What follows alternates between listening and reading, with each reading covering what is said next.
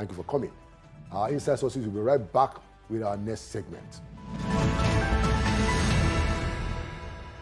Welcome back to Inside Sources. In this segment, we want to look at some of the developments in the relationship between United States and Nigeria, especially with the new visa regulations and some of the policies of U.S. President Donald Trump regarding Nigeria and Africa. To join me in that critical conversation, I have the Walter G. Milder Professor of Social Ethics and the Director of African Studies at the Boston University, Professor Nimi Wariboko. Prof, you are welcome back to Inside Sources.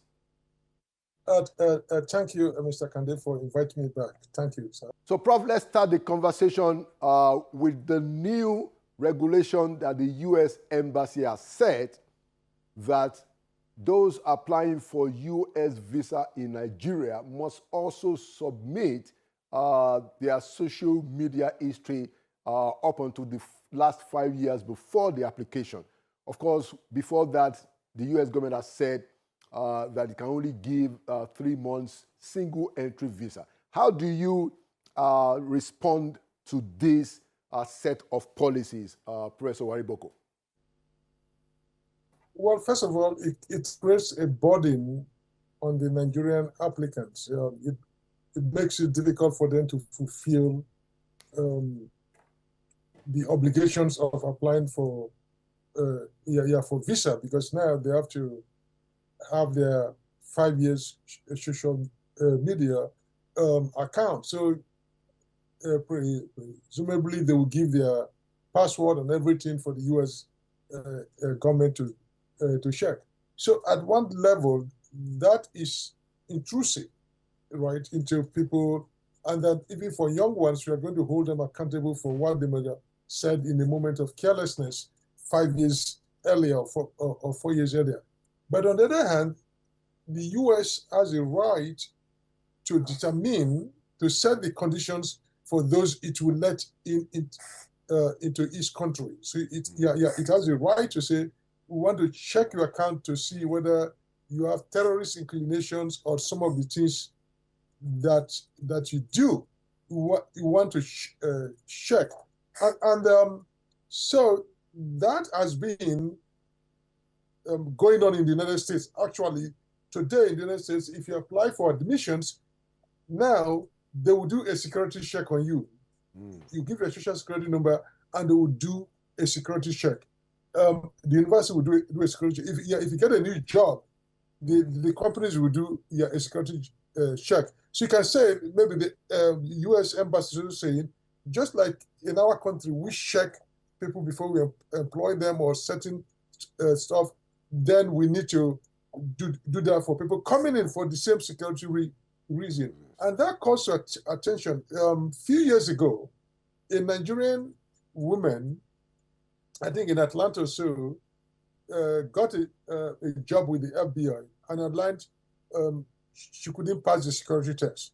Not because she was a social security, I mean, she was a terrorist or any threat to their social system.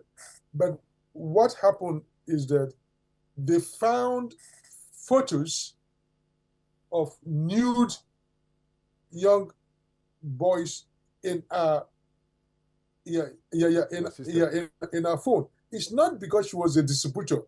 You see this happen in Nigeria. People would take photographs of children playing around on the street naked, and they will send it to their friends, or they are telling a story or an event happened, and children are there. They will take this photograph of children that are naked and send it. So they found it on a cell phone, right? So yes. People on WhatsApp will send you things, and you usually, if they find it on your cell phone that you have children of naked, you have photos of naked children, normally they don't penalize you because you don't control exactly who sent things to you. But the moment you send it out to other people, you are now participating in the distribution of that. So the bottom line of what I'm saying that the U.S. internally here are using some measure, some check on security or social media posts in vetting people into admissions into universities and colleges and into jobs. So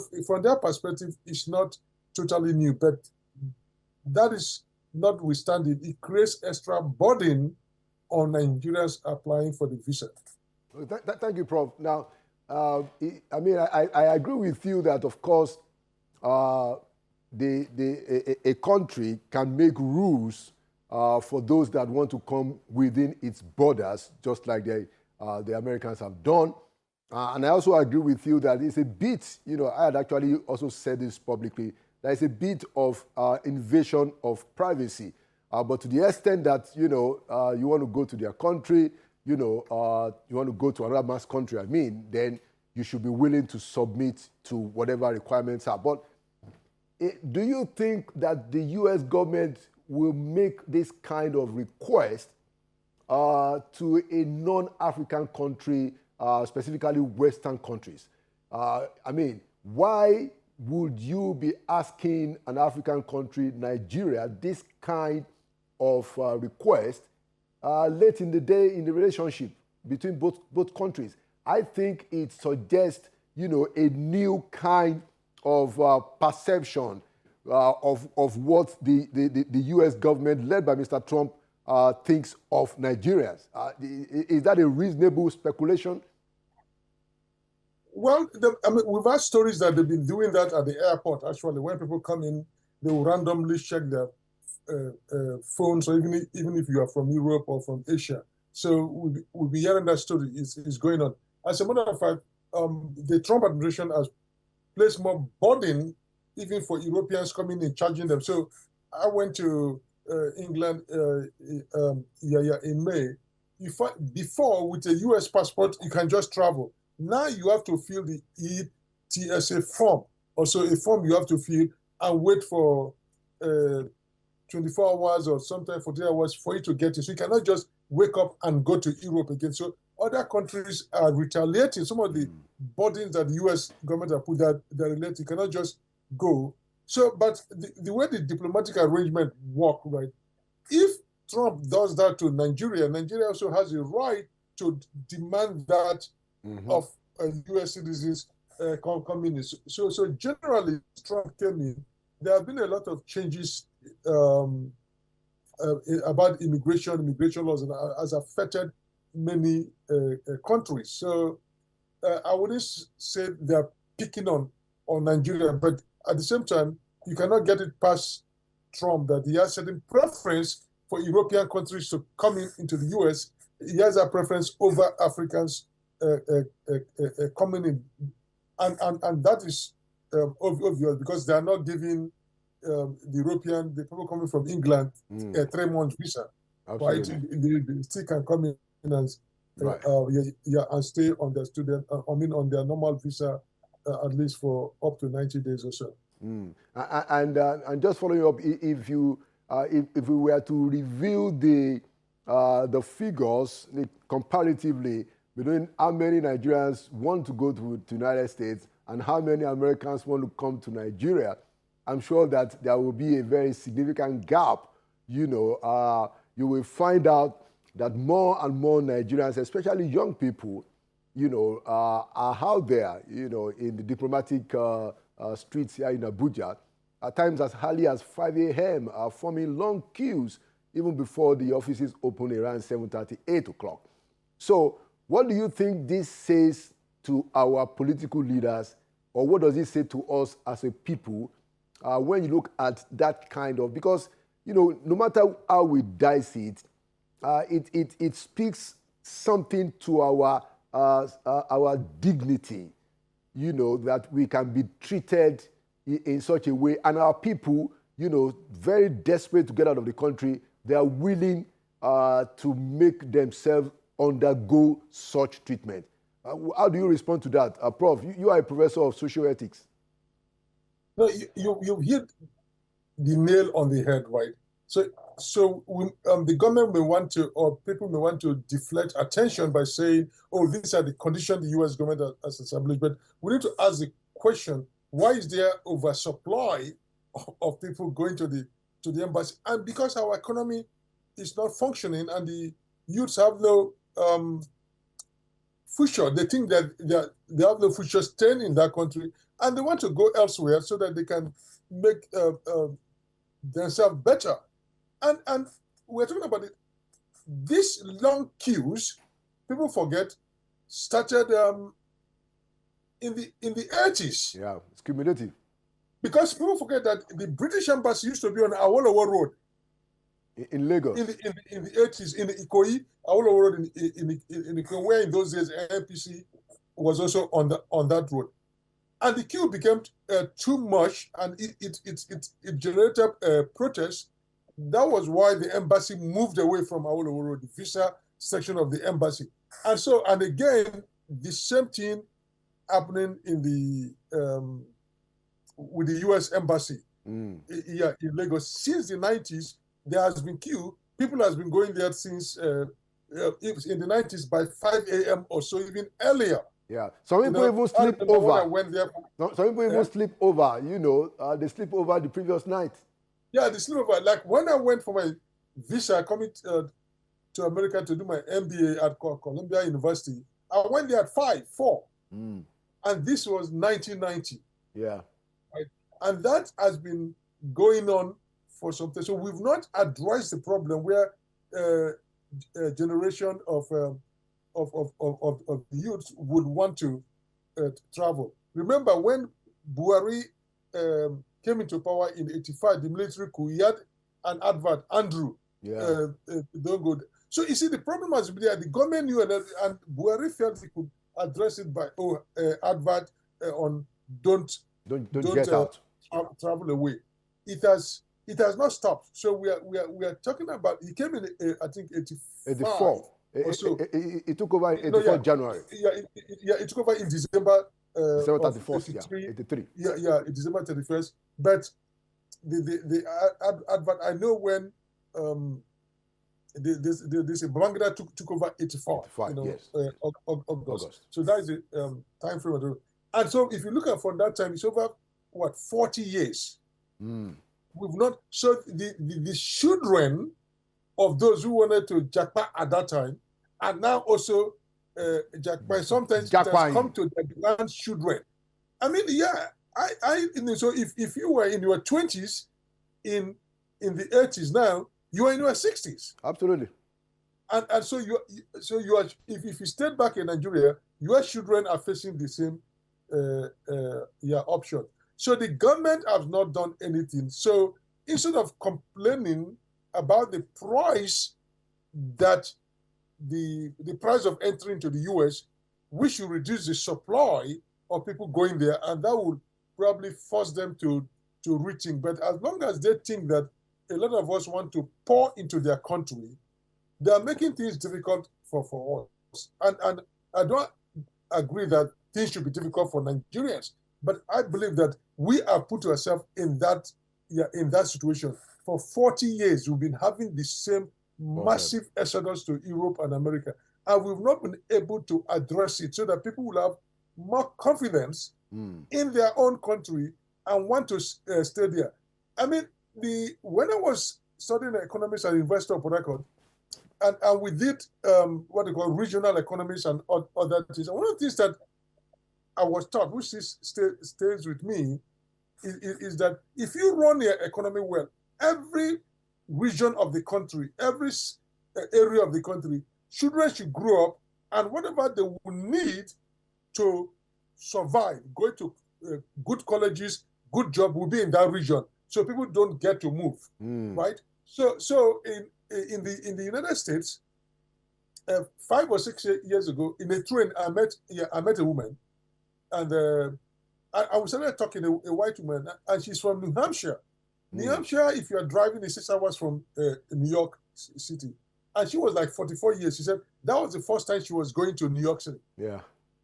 Right? Because she said she grew up in a place where there are good colleges there. She could find a job, buy a house, live a comfortable life. She didn't need to move. But for us, a long time, people will graduate here in Port Harcourt, they are moving to Lagos. They will graduate in Kano, they are moving to Lagos. So that pattern has been established. And once Lagos and Kano and some of these big places cannot absorb them, they have to go. So it's a problem of bad economic planning that we don't create regions or states that children will stay grow up there and make their living. In the United States, governors, one of the first job of a governor is the creation of employment. He judge whether he creates employment.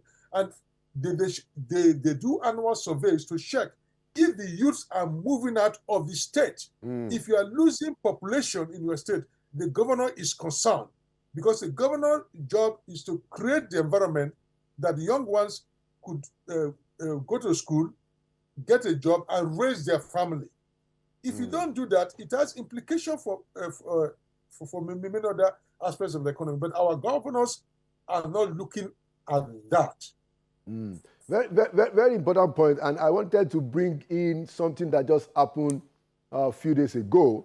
I don't know whether you've actually also paid attention to it, but I'll summarize it. So the president went to Japan for the TICAD conference, the TICAD 9 conference, the international conference, the Tokyo International Conference hosted by Japan. And one of the developments that came out of that conference is that the government of Japan has now designated a particular Japanese community, I think a town, to say that, look, people who want to come from Nigeria can come and live in this part of Japan, that they now have an arrangement for people that are skilled and non-skilled who want to come from Nigeria to live in Japan. And our government, put out this statement in a way that suggests that it is something to be celebrated. Now, I don't know, I'm thinking about it myself, whether we are supposed to be happy with this development or not. But I wanted to ask you, should we be excited that now we have a developed country like Japan saying that, you know what, Nigerians who have skills, Nigerians who want to do anything, we have dedicated a town for your people to come and set up. How do you respond to that, Prof? I'll respond to it at least at three different levels. At the level of the government, they're not supposed to be happy. A government that is happy that its population is exported outside, its skilled populations is exported outside, shouldn't be happy, right? So they should stay in the country and develop the country. So if people are willing to leave so much that another country has to create a town for you, it means there is something wrong. Why would they? How many Japanese are coming to Nigeria and we are creating a town or providing space for them to go? So the government should not be happy. Individual may be happy because individual interest is different from the national interest. But for a government to celebrate that other government is attracting your brains out, brain drain, taking them out, and you're happy about that because you failed to do your job. Of course, some may argue, well, there's no jobs in Nigeria, so why should the government not allow them sign treaties with other countries to offload their excess labor? That may be true, but in the long run, why should a government not think about what do we do to keep this in? How many times do you find America exporting its best brain outside, right? Because Japan is not asking for the dregs of our society. They're asking for the creme de la creme, the best, who can contribute to their economy. And two, Japan is not doing this out of philanthropy. Its population is going down. It's a serious problem. They have a population decline. Yeah. And that is why they are bringing other nations in. That is the biggest threat of the economy today is population decline. So you see, they are doing that for their own national interest, not for Nigeria. When I first read that story about they are creating a town, another thing came to my mind. I said, is that a segregated town or they are just containing Nigerians in one place? Because there is a potential issue of segregation, right? Why can't they be everywhere? Why are you putting them in? Is it like an apartheid system where you put them into one place? That may not be their intention, but to say that that is a place Nigerians need to live and not in every part of the country, that sounds to me like segregation is right. It might not be their their policy, one may need to read more about it. Mm-hmm. But that idea for being blacks and being segregated. So that is my second response. My third response is that when I read it also, I said, oh, well, maybe there's a joke there. You know, Nigeria, especially from Edo State, yes, has been saying that Japanese were once Edo people that moved there because there are similarities of names and some terms. Also, they moved there. And I said, probably on a humorous level, Japan has finally accepted that they're originally from Edo, and maybe they're creating a space for Nigeria. But that was a joke. But those are the things that. So what I've just told you, those are the three things that went through my mind: the government reaction, the what it means for Japan, right, and of course at the humorous level, Edo people that has believed that Japanese were once Edo people. Yes. Okay, just as we segue, so that town that was designated in Japan for Nigeria is called Kisarazu. Kisarazu, they say it's designated as the hometown for Nigerians, and I think they have done the similar thing for Tanzania, put Tanzanians in another town, Ghana, and also Mozambique. They picked 4 different towns for those 4 countries that we targeted in Africa. And the city designated for Nigerians in Japan is Kisarazu. You know, so let's move on, Prof. What is the attitude of Nigerians abroad to the fact that the country is already busy? All of us were already busy talking about what is going to happen in 2027, even though we still have 2 years ahead of it. What is the buzz also among Nigerian community abroad? Yes, they are talking about what is going to be the outcome, who is going to be the president. For Nigerians, some people say it's too early to talk about 2027, just 2 years. But in the US, election cycles are 2 years, that and the president 4 years. So every 2 years, people are energized. So for them, it's not strange that Nigeria is looking ahead of what is going to happen.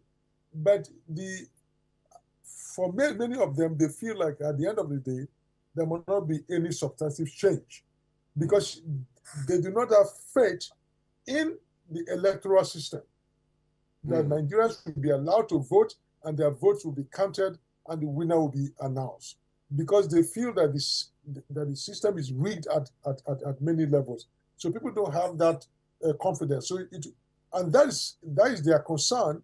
And it's not only at the presidential level, at all the levels, that elections, the results of elections are not true reflection of the wishes of the people.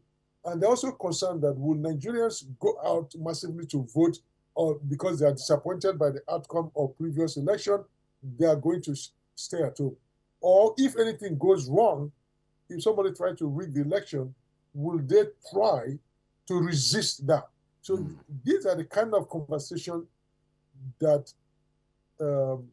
that is going on among Nigerians here. So they're invested in the outcome of the election. One thing to be very clear: people think that when you move out of Nigeria, you disengage. When Nigerians move out from Nigeria, that is actually when they get more engaged. Very true.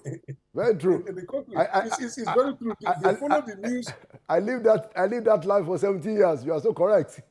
Yeah. So people think that Nigerians are not interested. They're interested in the debate policies, like on Dr. Damage's show. He brings people, and people talk about that. So they're really engaged. Like once you move out of Nigeria becomes more important to you. Like for me, it was when I left for the US in my 20s that I began, like I took so much interest and my identity as a Nigerian became very important. While in Nigeria, I didn't have an identity as a Nigerian. I just existed there. Yeah, it's my country. It didn't really mean. But once I come here and I saw other people from other countries, my Nigerianness matters. So, Nigerians criticize themselves, right? They do all sorts of things.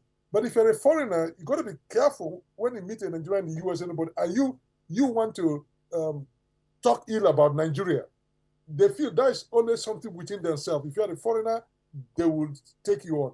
And you see Nigerians here get very happy when they see little news from Nigeria. It's like it's enlivening to them. And that is the irony of being abroad. Right? You are sucked in more into the emotions of the country, because all of a sudden you find out that when you are outside, your identity is that of a Nigerian. Okay. First. Okay. Yeah. Thank you so much, Prof. You know, we certainly have to find time to go deeper into 2027, and in the weeks and months ahead, I'm sure that we have that conversation. Thank you for always coming to Inside Sources, and thank you for the great job that you are doing in Boston. Yeah. Thank you, sir. All right.